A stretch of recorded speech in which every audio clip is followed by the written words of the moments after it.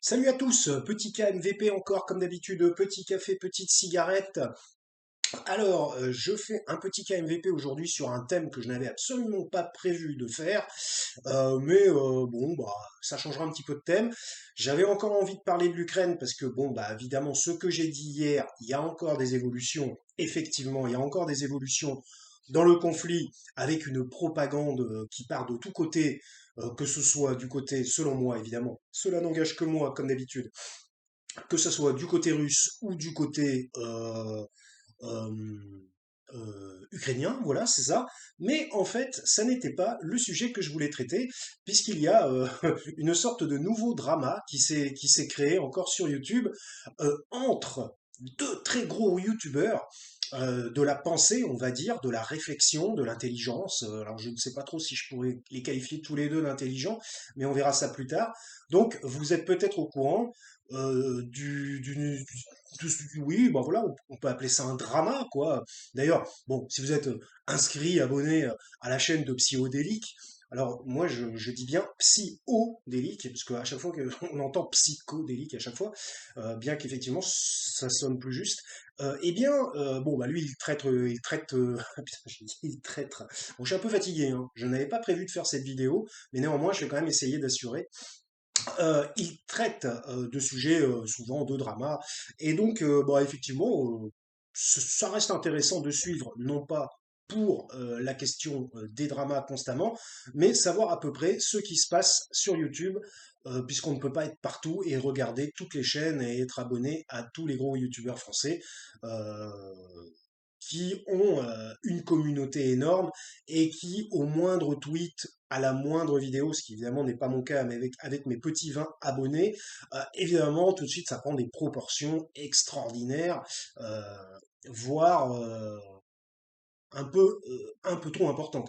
Donc, je ne sais pas si vous êtes au courant, j'ai essayé d'aller vite, de ne pas faire une vidéo de 50 minutes, bien que j'aurais énormément de choses à dire, parce que ça vient toucher à un domaine que je connais bien, qui est la psychanalyse, mais enfin, du moins pas dans leur drama. Mais donc, si vous voulez, il y a un gros drama de folie en ce moment entre le fort connu conférencier multidiplômé Idriss Aberkan et un type qui a une chaîne YouTube relativement connue aussi, de type un peu doute et débunkage, qui a fait énormément de vidéos. Il y a tellement de vidéos qu'on s'y perd, voilà, qui s'appelle la tronche en biais.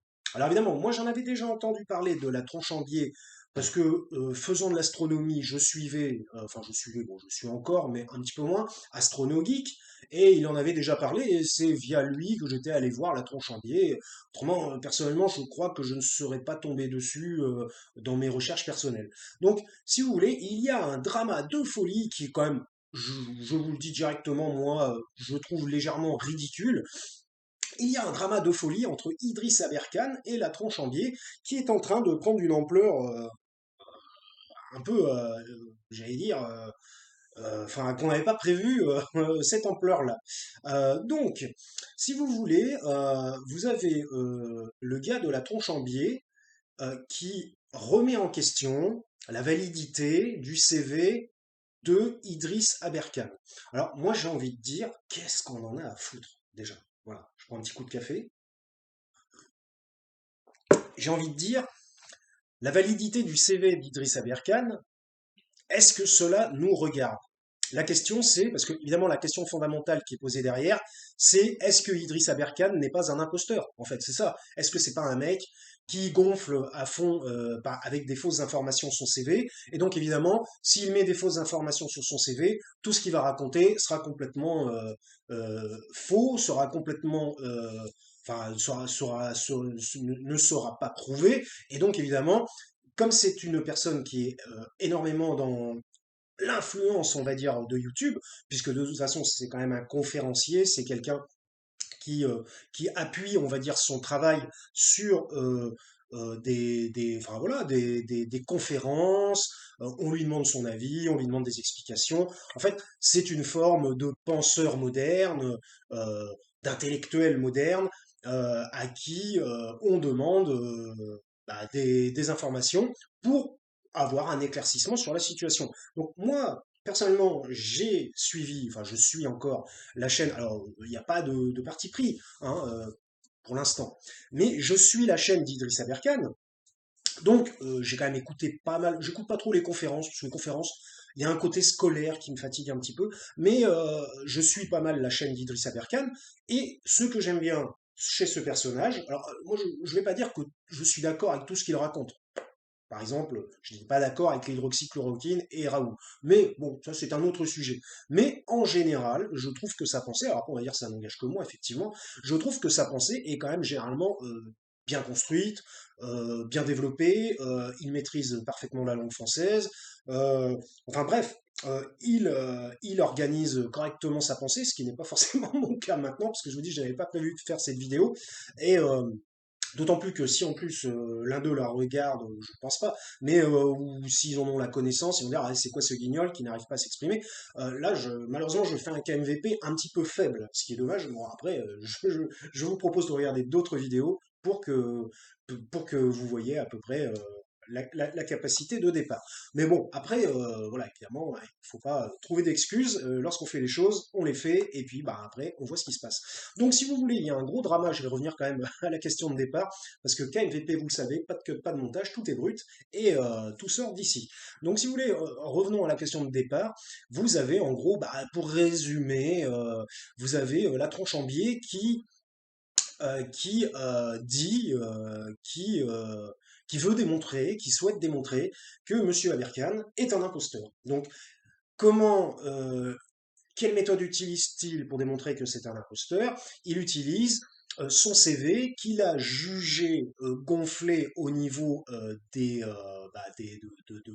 de toutes les obtentions de diplômes qu'il a eu et les endroits qu'il a fréquentés, et il a tenté de débunker son CV en contactant directement ses anciens professeurs, mais pour des trucs mais minables, hein, pour des trucs vraiment, mais j'ai envie de dire, mais qu'est-ce qu'on en a à foutre si Idriss Aberkane, il a été payé ou non payé pendant son année d'études, de dernière année, ou je sais pas quoi. Franchement, on s'en fout. Ça amène quoi? Ça fait avancer quoi dans le schmilblick? Rien.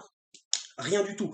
J'imagine, euh, peut-être que le CV de Monsieur Aberkane n'est pas totalement à 100%, je n'en sais rien, je suis pas en train de diffamer, je ne sais pas, mais j'ai envie de dire, c'est humain d'en rajouter un petit peu de temps en temps, et tant que le personnage ne dit pas des choses complètement fausses, n'invente pas des lieux ou des endroits ou des diplômes, il n'y a pas lieu d'essayer de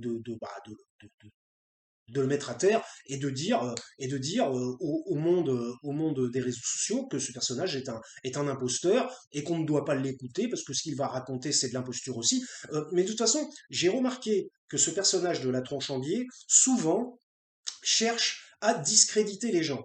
Moi en particulier, évidemment, ce qui m'a touché, bon, moi c'est pas particulièrement Idriss Aberkane, bien que je trouve que c'est un peu exagéré de l'attaquer comme cela.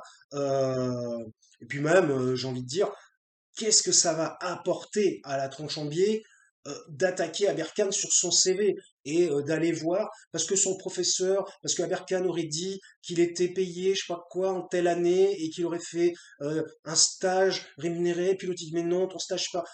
Mais j'ai envie de dire, mais c'est nul à chier, on s'en fout. Ah, la question, c'était est-ce qu'il y était, est-ce qu'il a vraiment étudié à cet endroit, oui ou non, point à la ligne. Et voilà. Alors après, il y a aussi la question des diplômes, l'histoire que l'autre, il a réduit ses trois thèses, parce que bon, il a trois thèses. Bon, c'est vrai que trois thèses, ça fait beaucoup, je le reconnais, mais il y a des gens qui sont très forts, c'est comme ça, et peut-être, on sent quand même une vivacité d'esprit intellectuel chez Monsieur Aberkan, qui est quand même, qui il est capable de développer, à mon sens, de très gros travaux de façon mentale et de travailler de manière très ardue sur plusieurs choses en même temps. C'est tout à fait possible. Et bon, il est vrai qu'une thèse, ça n'est pas évident. Alors, apparemment, d'après ce que j'ai compris, le gars de la tronche en biais a une thèse aussi. Donc voilà, bon, bah, bravo, félicitations. Moi, je n'ai pas de thèse, hein, je me suis arrêté au DESS, hein, c'est déjà pas mal. On va dire que DESS, c'est équivalent d'un DEA. Donc c'est, on va dire, équivalent à une première année de DEA avant de faire la thèse, à part que c'est pour se professionnaliser, sortir du cursus universitaire et est rentré dans la vie active juste après. Donc bon, moi j'ai donc un DESS de psychologie clinique, hein, donc voilà, donc je le dis comme ça c'est fait. Donc il y en a qui vont dire ouais t'es qui, t'as quoi? Bon voilà, bon, je ne suis pas thésard, c'est vrai, mais bon j'ai quand même écrit 3 mémoires de psychologie. Et j'étais obligé parce qu'à un moment donné j'étais obligé de changer de sujet et donc j'ai écrit 2 mémoires de maîtrise, un mémoire de DESS. Alors, 2 mémoires de maîtrise, on va me dire, eh, non, mais c'est parce que ton mémoire n'était pas assez bien. Alors, c'est vrai, effectivement, mon mémoire n'avait pas été noté suffisamment, mais néanmoins, j'étais un des derniers à partir au service militaire, parce que je ne suis plus tout jeune, et donc, bah, j'ai fait mon armée dans le civil avec les traumatisés crâniens de la route.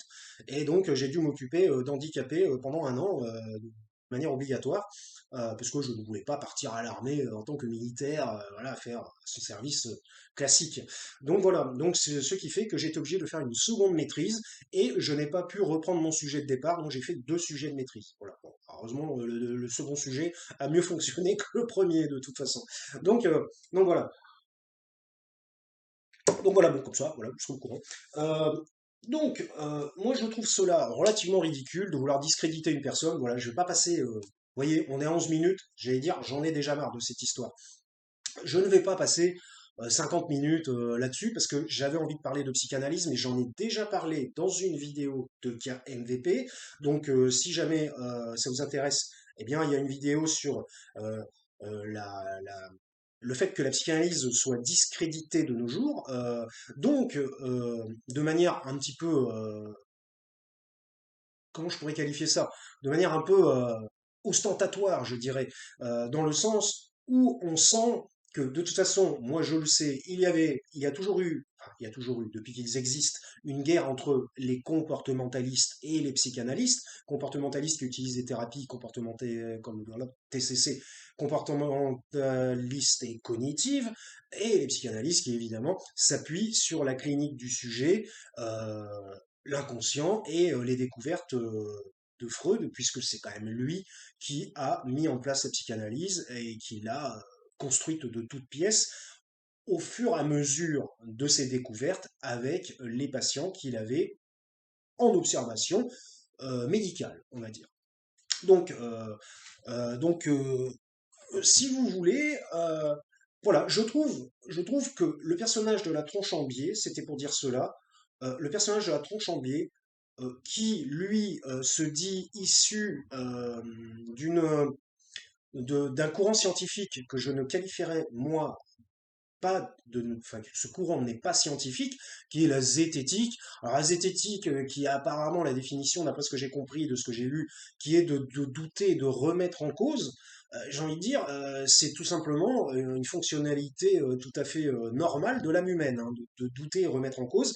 Euh, à partir du moment, alors évidemment, c'est bien de ne pas tout gober, je reconnais, mais à partir du moment, l'esprit critique, ça fait partie du fonctionnement mental normal. Alors après, vous allez me dire, ah oui, mais il y en a, ils gobent tout et puis ils remettent rien en question. Alors si vous voulez mon avis, moi personnel, de psychologue, eh bien, l'esprit critique, ça a un rapport avec l'intelligence. Parce qu'évidemment, si vous allez, comme vous le savez, malheureusement, je n'aime pas faire des différences entre les individus, mais il existe, et c'est d'ailleurs pour ça que le test du QI existe, hein, même si personnellement, moi, je n'en fais pas trop état de ce genre de choses. Le QI, le QI, le QI, la science, les mesures. Il faut des mesures, des mesures. Si les gens n'ont pas de mesures, ils sont perdus, ils ne savent plus quoi faire. Il leur faut des chiffres. Et Freud n'amenait pas de chiffres. Et c'est peut-être justement, vous voyez, je viens juste d'y penser, et c'est peut-être cela qui fait qu'aujourd'hui, on ne considère plus aujourd'hui la psychanalyse comme, enfin, du moins, on ne considère plus, alors ça dépend où, hein, du moins dans la globalité chez les gens, on va dire, qui ne sont pas des spécialistes, on ne considère plus la psychanalyse comme scientifique, parce que peut-être qu'il n'y a pas de chiffres, peut-être que Freud, il aurait fallu qu'il écrive ce patient a 1,9% de chance de faire une schizophrénie, ce qui est complètement ridicule, ou alors ce patient a 77% de chance de sortir de sa névrose d'angoisse, bon, ou de sa phobie, c'est ridicule. Il y a une chose que vous n'arrivez probablement pas à comprendre, c'est que l'âme humaine n'est pas quantifiable. Et c'est bien justement pour cela que Freud est apparu, en quelque sorte. Il n'est pas apparu comme ça par l'opération du Saint-Esprit, quoique à se demander, mais Mais l'âme humaine est quelque chose qui est extrêmement difficile à décrire, à comprendre et à analyser. On voit bien souvent que parmi le fonctionnement psychologique des gens, il y a souvent, bon, ça après moi c'est mon observation personnelle, il y a deux faces d'une même pièce et il est rare de voir quelqu'un tout blanc ou tout noir. Alors, explication, est-ce que la zététique l'explique, ceci? Est-ce que les thérapies comportementalo-cognitives l'expliquent? Je ne suis pas certain. Donc, pour en revenir à la guéguerre, Idriss Aberkan, Tronchambier, puis finalement, je vais pas trop parler psychanalyse après, parce que de toute façon, j'ai déjà fait c'est comme ça, 15 minutes, c'est bien, on va s'arrêter vers 20-30. Euh, je suis un peu fatigué. Bon, franchement, j'avais pas envie de faire cette vidéo, et je me suis dit, si je la fais pas maintenant, je vais pas la faire. Et voilà, je vais passer à autre chose, après je vais revenir à l'Ukraine, et puis voilà. Donc, enfin bref. Donc, si vous voulez, il est vraiment dommage, il est bien de douter, il est bien de se poser des questions et de remettre en question les choses, mais il est aussi bien d'avoir des convictions dans la vie. Parce qu'un être humain sans conviction, j'ai envie de dire, sa vie, à monsieur Latronchambier, doit être relativement pauvre, puisqu'il n'a pas de conviction, il doute de tout. Ceci, non, ça n'existe pas, c'est faux, ceci, non, ça n'existe pas, c'est faux, ceci, n'existe pas. Alors, qu'est-ce qui existe finalement? Y a-t-il quelque chose qui existe? Donc, dans ces cas-là, euh, y a-t-il quelque chose auquel se raccrocher? Parce que dans la vie d'un humain, d'un simple humain, eh ben, il faut se raccrocher à des choses. Donc, si lui ne croit plus en rien, en quelque sorte, eh bien, j'ai envie de dire, le pauvre, je le plains. Voilà. Donc, mais ça, après, c'est sa psyché personnelle à lui, et ça ne regarde que lui. Et après tout, je n'ai même pas à en parler. Mais c'est dommage.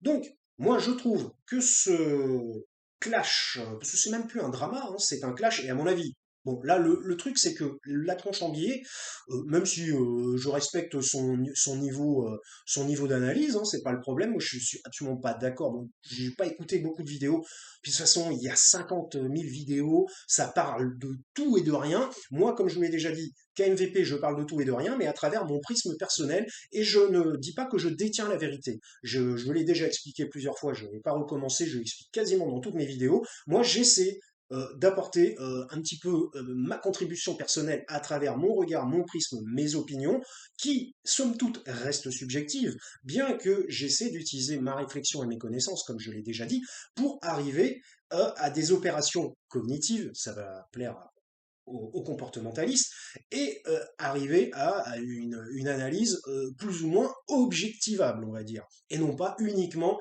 sur le plan émotionnel. Parce que lorsqu'on parle d'analyse subjective, finalement, ça renvoie souvent au plan émotionnel. C'est le plan émotionnel qui va dominer sur le plan de la raison, en quelque sorte. Alors, apparemment, ce monsieur de la Tronchambier est un homme qui s'attache énormément, fortement à la raison. Je dirais même qu'il est plus proche de la philosophie, qui n'est absolument pas une science, hein, la philosophie, hein, il faut quand même le rappeler. Il est plus proche de la philosophie que de la science.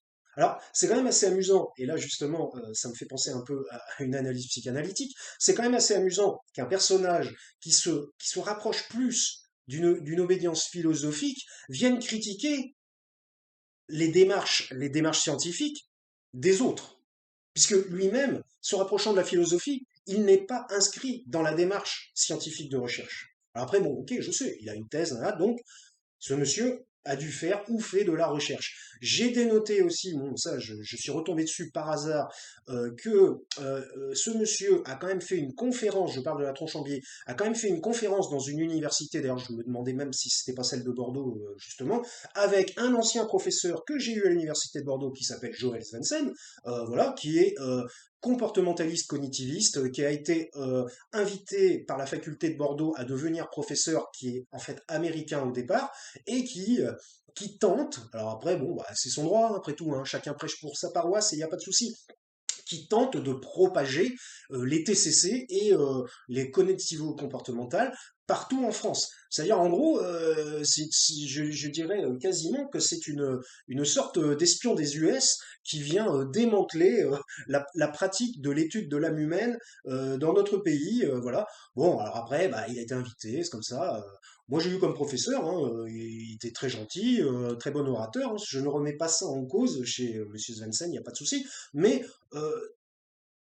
il y a quand même, on a l'impression que c'est un peu le cheval de Troie, quoi, en quelque sorte. Mais enfin bref, je pense que j'ai pas besoin de m'expliquer plus. Tout le monde aura compris, même si Svensson regarde la vidéo. Je pense que personne ne la verra de ces trois personnes. Mais bon, moi, me plaçant plutôt du côté d'Aberkan, voilà, voilà, je le dis, hein, voilà, en toute objectivité. Je le dis, je me place plutôt du côté d'Aberkan. J'ai envie de dire, même à la limite, si jamais il y a eu une once de vérité, que Aberkan avait un peu gonflé, j'ai envie de dire, est-ce qu'il y a que lui qui le fait déjà, hein, sur les CV? Si Aberkan avait un peu gonflé quoi que ce soit, et alors, j'ai envie de dire, parce qu'il y a un point de détail qui n'est pas peut-être tout à fait la réalité. Bon, et alors, parce que le mec, il aurait passé 6 mois au lieu d'avoir passé 4 mois, ou il aurait passé 2 mois au lieu d'avoir fait 8 mois, comme dit, bon, enfin bref, je suis pas en train de diffamer Monsieur Aberkan, et moi je suis de son côté, donc il n'y a pas de souci. Euh, j'ai envie de dire, qu'est-ce qu'on en a à foutre? Mais bon, alors après, l'histoire de la vérité, elle est entre Idriss Aberkan et la Tronchambier. Moi, je ne suis pas impliqué là-dedans. Je donne juste mon avis subjectif de KMVP, tout simplement, parce que je trouvais que ben, ce petit drama, ouais, moi, à mon avis, c'est pas terminé encore, hein. Ça risque de... Enfin, tout ça, je vais pas parler de psychanalyse après, autrement il y en aurait pour une demi-heure. Euh, oui, je pourrais faire une petite analyse vite fait sur la Tronchambier, vite fait, mais... bref, enfin, je trouve en fait ce clash, c'est plus un clash qu'un drama, relativement ridicule, de la part de la Tronchambier, parce que Aberkan ne lui a rien demandé, hein, déjà, le mec il fait sa vie, hein, il fait ses trucs. Après, s'il est conspué, ou alors et qu'il y a des gens qui mettent à jour, enfin c'est un peu ce qu'essaye de faire la Tronchambier, il se prend un peu pour Mediapart, je ne sais pas, mettre à jour qu'il y a des mensonges, ce genre de choses, peut-être qu'il y aurait des mensonges, ce genre de choses, j'ai envie de dire, bon, bah après, c'est le problème d'Idriss Aberkan, et après tout, après, c'est à lui de se justifier. Mais je trouve que la Tronchambier utilise des méthodes pour avoir regardé certaines de ses vidéos qui sont, selon moi, extrêmement orientées. Justement, utiliser la zététique. Pourquoi croyez-vous, à partir d'une personne, il y a une personne qui dit que la psychanalyse, c'est pas vrai, ça n'existe pas, c'est une fumisterie, et vous le croyez, et cette personne va vous faire des cours de zététique, c'est-à-dire sur le doute de ce qu'on vous raconte. Eh bien, dans ces cas-là, doutez de cette personne elle-même. Finalement, ça se retourne contre lui, la zététique. La zététique, elle est employable, et d'ailleurs, ce mot, mis à part qu'il y a un double Z dedans, ce qui est relativement drôle, ce mot est relativement nul à chier, la zététique. Enfin, zététique, non, enfin, c'est pas double Z, c'est double T, mais avec le Z au départ, c'est un mot assez étrange, je trouve. Euh, bref, bon, après, que monsieur de la Tronchambier ait envie de faire de la zététique sa vie, il a le droit. Mais alors, le problème aussi, c'est que lorsqu'on est professeur, et c'est pour ça que moi, je n'ai jamais voulu travailler dans l'enseignement, je peux dire que j'en aurais peut-être pas été capable, hein, mais je n'ai jamais voulu travailler dans l'enseignement, euh, parce que justement, il y a, justement, lorsque vous êtes professeur, et justement on terminera là-dessus, je vais essayer de pas dépasser 30 minutes, lorsque vous êtes professeur, il y a quelque chose qui arrive, enfin qui s'opère, et qu'on appelle le transfert.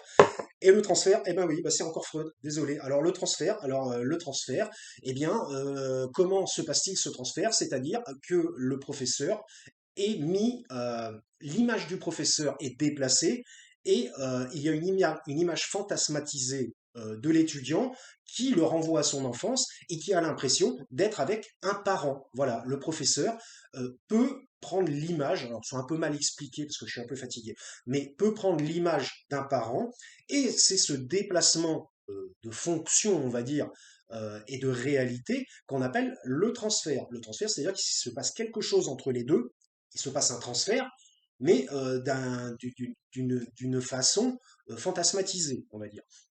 Ou pas, hein, parfois, hein, tout dépend de quel type de transfert. Mais là, c'est un transfert de type fantasmatique. Donc voilà, donc le problème d'être un professeur, en particulier tout puissant d'université, jeune, dynamique, arrivant des États-Unis fraîchement nommé, bah, c'est que bah, évidemment, il y a énormément d'étudiants qui ne seront pas assez zététiciens ou zézéticiens finalement, qui vont bah, gober tout ce que le mec va raconter, tout simplement parce que il représente l'avenir et le futur de la psychologie. Moi, j'ai envie de dire, qui vous dit qu'il est l'avenir ou le futur de la psychologie. Personne n'en sait rien. Donc, euh, donc voilà, c'était pour dire ça. Je trouve ce clash relativement ridicule. Il est normal que Idriss Aberkan réponde aux mises en cause qui lui sont faites par la tronche en biais. Et bah, à mon avis, ça va pas se terminer encore ici.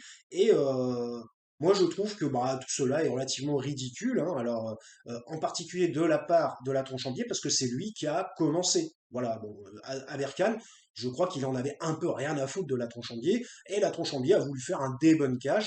Donc en gros, il a mis les pieds dans le plat, il a mis les pieds dans la boue, et maintenant, eh bien, bonne chance à lui hein, pour s'en sortir, parce que bon, Idriss Aberkan, quand même, c'est quand même un personnage avec un mental très fort, avec une capacité de mentalisation assez importante, des capacités cognitives très importantes aussi.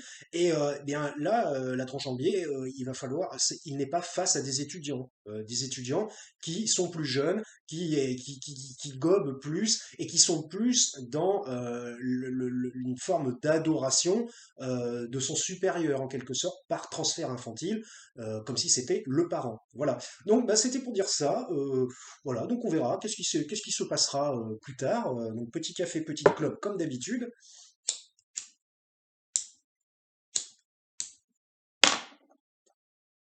C'est pas bien de fumer, on le sait. Euh, voilà, bon, mais c'est intéressant. Euh, voilà. Ouais, est-ce que j'aurais quelque chose en plus à rajouter, mis à part que ma discussion est un peu déconstruite et je m'en excuse. Généralement, les KMVP sont bien plus construits, tout simplement. Mais bon, je suis un petit peu fatigué. Mais voilà. Et puis ben, je suis pas mal la guerre en Ukraine, là, même de nuit, des fois, quand je me réveille. Je mets les infos, je regarde et qu'est-ce qui s'est passé. Parce que bah moi je suis intéressé par ce qui se passe autour. Voilà, c'est comme ça. C'est probablement mon côté empathique envers autrui. Et donc je m'intéresse à ce qui se passe autour, ce qui n'est pas le cas de tout le monde. Il y a des gens qui sont très individualistes, il n'y a que leur petite vie personnelle. Tant que la petite vie personnelle n'est pas impactée, eh ben, on n'en a rien à foutre. Mais il faut bien comprendre que de petits impacts en petits impacts en petits impacts, eh bien, ça peut finir par nous toucher un jour. Alors je ne parle pas forcément d'impact de missile, hein. C'est tout simplement c'est un peu l'effet papillon, on va dire. Hein. C'est intéressant cette théorie de l'effet papillon. Donc, bah voilà. Donc je trouve cela ridicule. Je trouve que la tronche en biais n'est pas fondamentalement un personnage extrêmement crédible. Je trouve qu'il est très orienté et lorsqu'il veut faire des vidéos, il met tout de son côté en parfois s'appuyant d'orateurs encore plus forts que lui, en quelque sorte, plus présents que lui, euh, pour se donner un poids supplémentaire et écraser progressivement ceux qui voudraient dénoncer sa façon de faire, ou alors ceux qui voudraient le remettre en question. Et, moi, je trouve que aller chercher des, comment on pourrait dire, pas des amis, mais aller chercher des collaborateurs pour déconstruire quelque chose que l'on veut déconstruire soi-même, c'est une preuve de faiblesse aussi, dans le sens où si il est sûr de lui, enfin, non, puisqu'il est zététicien, il doute de tout, donc il ne peut être sûr. Mais, désolé, hein, mais s'il était vraiment sûr de lui, pourquoi aurait-il besoin d'un appui de gens qui ont un poids beaucoup plus important dans le milieu pour prouver ses dires? Bah non, puisqu'il est sûr de lui, il apporte les preuves, les argumentations, sa théorie, ses hypothèses, il mène sa recherche, il fait son argumentation et ensuite il répond à sa question et il fait ses conclusions. Il n'y a pas besoin d'avoir un personnage supplémentaire pour venir appuyer ses théories personnelles. Donc voilà, donc c'était pour dire ça. Bon, alors méfiez-vous de ce qu'on vous raconte.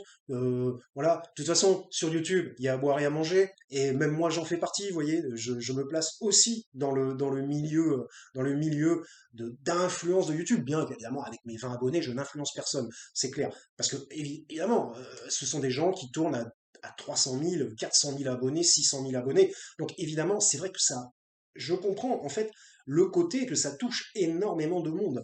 Donc voilà, bon, évidemment, c'est la grosse différence entre eux et moi. Mais qui sait, peut-être qu'un jour, j'aurai aussi 100 000 abonnés, on ne sait pas. Donc voilà, ce n'est pas le but de départ de la chaîne. Hein. J'ai déjà expliqué plusieurs fois dans des vidéos, je ne vais pas recommencer, parce que si à chaque fois je dois me justifier à chaque fois que je fais une phrase, je justifie la phrase derrière et je donne une justification de la justification de la phrase, et on n'a pas fini, et puis je vais dire que je vais perdre mon temps et m'essouffler et ne pas avancer. Alors ben voilà, donc prochaine vidéo, alors bon, je vais continuer à suivre le clash euh, Aberkan-Tronchambier, ça va être intéressant. D'autant plus que je pense savoir qui va gagner d'entrée. Voilà. Puis même, admettons que la Tronchambier ait légèrement raison. Admettons. J'ai envie de dire, mais qu'est-ce qu'on en a à foutre? Mais qu'est-ce qu'on en a à foutre que Aberkan il est passé 6 mois au lieu de 8 mois? Qu'est-ce qu'on en a à foutre qu'il ait été payé en stagiaire ou alors en mec, en collaborateur embauché? Ça change rien. Ses discours sont intéressants. Moi, ce qu'il raconte, je le trouve intéressant. Voilà. Donc, il m'apprend des choses. Il me permet d'avoir une vision un petit peu plus fine de certains phénomènes que moi, je ne connais absolument pas. Et donc, ça me permet d'affiner ma vision. C'est d'ailleurs ce que j'essaie de faire avec MVP. Ça me permet d'affiner ma vision sur des thèmes où je n'ai pas vraiment de connaissances et qui me permet ensuite, avec mon fonctionnement propre, de comprendre des choses sur ce milieu où je ne comprenais rien, tout simplement. Donc tout simplement, bah voilà, c'est tout. Donc voilà, bon, bah j'ai pas grand-chose à rajouter de plus.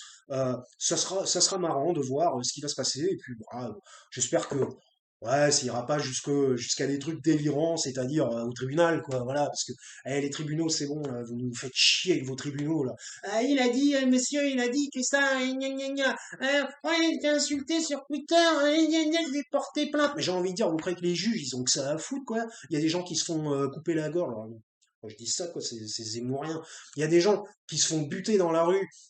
Il y a des problèmes énormes en France j'allais pas dire de sécurité, parce que là, ça fait un peu politique BFM TV, mais des problèmes relationnels entre les gens, hein. On voit bien aujourd'hui, à notre époque, il y a quand même un souci, quoi. Vous croyez que les juges, ils ont que ça à faire, juger des polémiques stériles comme de ce type? Voilà, donc je vous dis merci de m'avoir écouté. Pas de cut, pas de montage, tout est brut comme d'habitude. Abonnez-vous si jamais ça vous dit, hein. Je traite de pas mal de sujets, hein, voilà, tout ce qui m'intéresse, hein.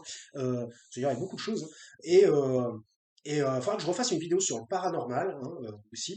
Euh, il y aura aussi une prochaine vidéo sur l'Ukraine, hein, parce qu'évidemment ça bouge beaucoup, ça change beaucoup là, l'Ukraine. Je pense que voilà, propagande dans les deux camps. Parce que bon, hier je parlais de Poutine, la vision de Poutine, mais il y a de la propagande dans les deux camps, selon moi. Mais de toute façon, en guerre, il y a toujours de la propagande, hein. La propagande fait partie d'un fonctionnement guerrier, hein, de toute façon, comment dire, de stratégie militaire, hein. Et donc, bah, forcément, il va se passer beaucoup de choses, d'autant plus que là, il y a un cargo qui a été arrêté dans la Manche par les Français, enfin un cargo russe. Enfin bon, ça commence à devenir. Faudrait peut-être pas non plus que ça se déplace sur l'Europe entière, tout ça. Mais enfin bref, bah, j'ai envie de dire, ouais, c'est un peu, ouais, c'est un peu lâche ce que je dis, parce que ouais, les Ukrainiens, allez-y, foutez-vous sur la gueule. Mais si c'était nous, bon voilà. Mais ça reste humain en même temps, et c'est bien de le reconnaître. Et quand on a des faiblesses, c'est bien de les reconnaître aussi, ce qui n'est pas le cas de la moitié des gens qui se vantent sur YouTube. Je vous remercie et portez-vous bien comme d'habitude et à la prochaine vidéo.